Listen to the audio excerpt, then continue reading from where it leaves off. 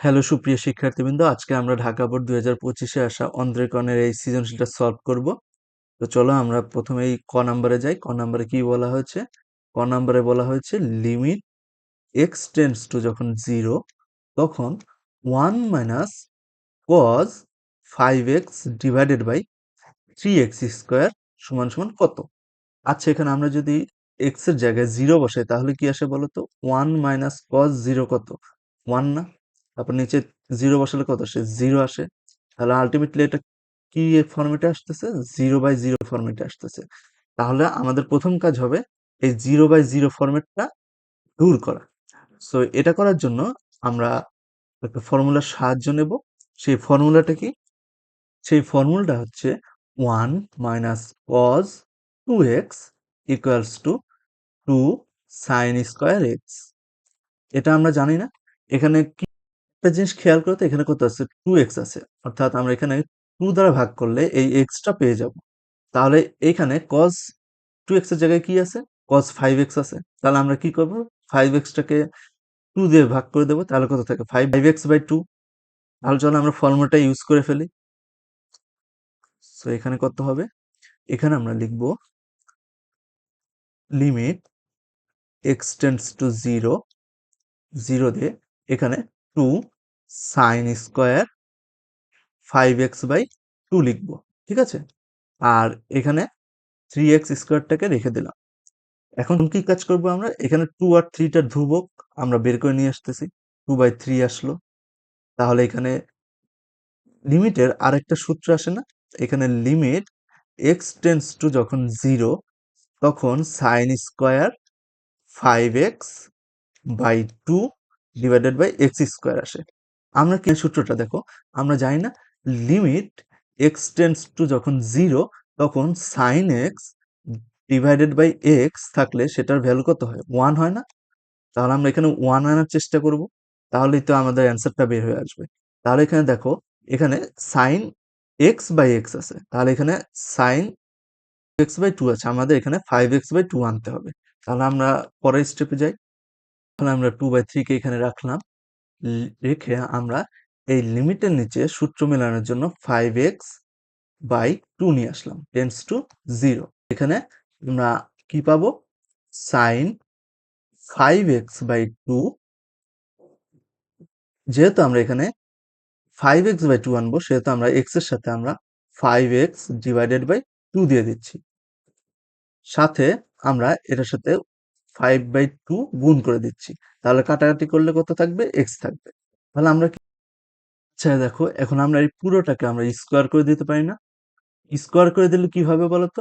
এখানে sign square 5x/2 আসবে আর এখানে 25x²/4 আসবে।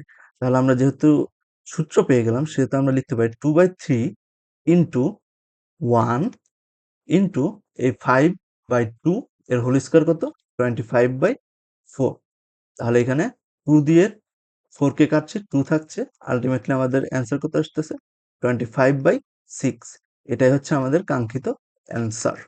তাহলে এখন দেখো তো, এখানে খ নাম্বার কি বলা হয়েছে? এফ অফ 3 থিটা এর মূল নিয়মে অন্তরজ নির্ণয় করো। এখানে এফ অফ থিটা কি দেওয়া আছে? কস থিটা দেওয়া আছে। তাহলে চলো আমরা এখানে লিখে ফেলি। খ f of theta equals to cos theta. তাহলে এফ অফ 3 থিটা কত হবে? Cos 3 theta. ওকে? তাহলে এখানে আমরা এই থিটাটাকে এক্স ধরে নেব, তাহলে আমাদের কাজটা সুবিধা হবে। তাহলে লিখি, ধরি f of x equals to cos 3x। আর আরেকটা যে জিনিসটা বের করবো আমরা সেটা হচ্ছে f of x plus h. X plus এইচটা কোথায় হবে? এক্স এর জায়গায় হবে। তাহলে এখানে কি আসে? কস 3x প্লাস এইচ। তাহলে এখন আমরা মূল নিয়মের অন্তরে চলে যাই। তাহলে আমরা লিখব মূল নিয়মে অন্তরজ কত হবে বলতো? এখানে আমরা লিখব, আমরা এখানে এফ অফ 3 থিটা কে আমরা ওয়াই ধরে নিতেছি। তাহলে কি আসে এখানে? D d x of y কত আসবে, এখানে আসবে হলো limit h tends to zero, h tends to zero আসতেছে, এখানে আমরা f of x plus h দেব, আর সেটা থেকে মাইনাস করব কোনটাকে, এফ অফ এক্সটাকে মাইনাস করব, আর নিচে কত থাকতেছে, এইচ থাকতেছে। আচ্ছা, ভালো কথা। এখন আমরা এখানে সরাসরি মানগুলো বসিয়ে দেই।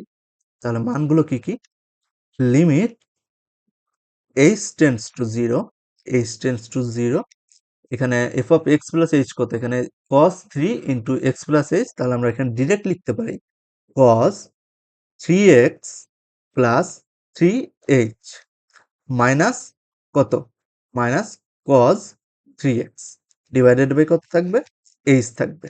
ওকে, এখানে একটা সূত্র আছে না, cos C minus cos D equals to কত হবে, two sine C plus D by two into sine C minus D by two. তাহলে আমরা এখানে সি এর জায়গায় থ্রি এক্স প্লাস থ্রি এইচটাকে কল্পনা করতে পারি, আবার ডি এর জায়গায় এখানে থ্রি এক্সটাকে কল্পনা করতে পারি। তাহলে আমরা এখন এটা লিখে ফেলি, আমরা সূত্রটা অ্যাপ্লাই করে ফেলি। তাহলে এখানে কি আসতেছে, limit h tends to zero, সূত্রটা কি হবে বলতো, two into sine C plus D by two, এখানে সি কত, three x plus three h, three x plus three h plus এখানকার three x plus three x divided by কত, two, আর এখানে আরেকটা আসবে sine d minus c by two, এখানে d কত, থ্রি এক্স, আমরা দিয়ে দিচ্ছি three x minus three x minus three h divided by কত, টু, আর নিচে কত থাকবে, এইচ পড়ে থাকবে। আচ্ছা, ভালো কথা। এখন এখানে একটু খেয়াল করতে, আমরা টুটাকে বের করে নিয়ে আসতে পারি, টু বের করে নিয়ে আসলাম।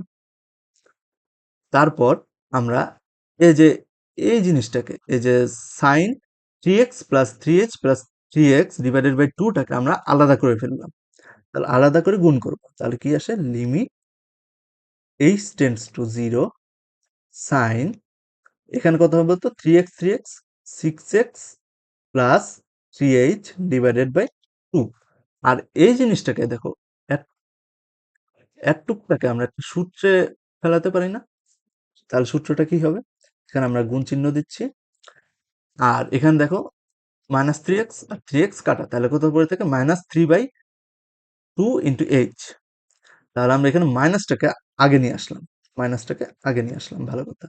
এখন আমরা লিমিট বসায় দেব, limit h tends to zero, তাহলে এখানে কত আসে, sine three h by two divided by three h by two, এখানে আমরা থ্রি বাই টুটাকে এক্সট্রা হিসেবে আনলাম না এইচ এর পাশে, তাহলে আমরা থ্রি বাই টু দ্বারা গুণ করে দেব, যাতে কাটাকাটি হয়ে চলে আসে থ্রি বাই টু।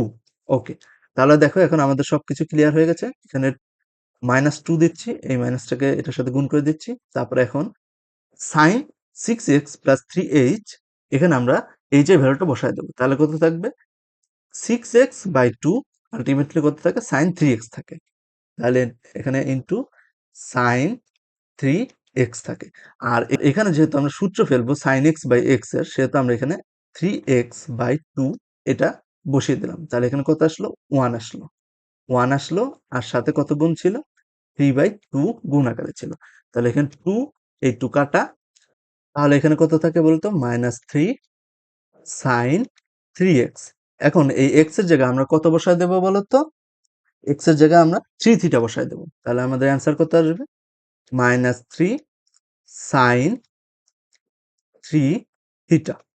ওকে, তাহলে এটাই হচ্ছে আমাদের কাঙ্ক্ষিত অ্যান্সার, আশা করি সবাই বুঝতে পেরেছো, ঠিক আছে।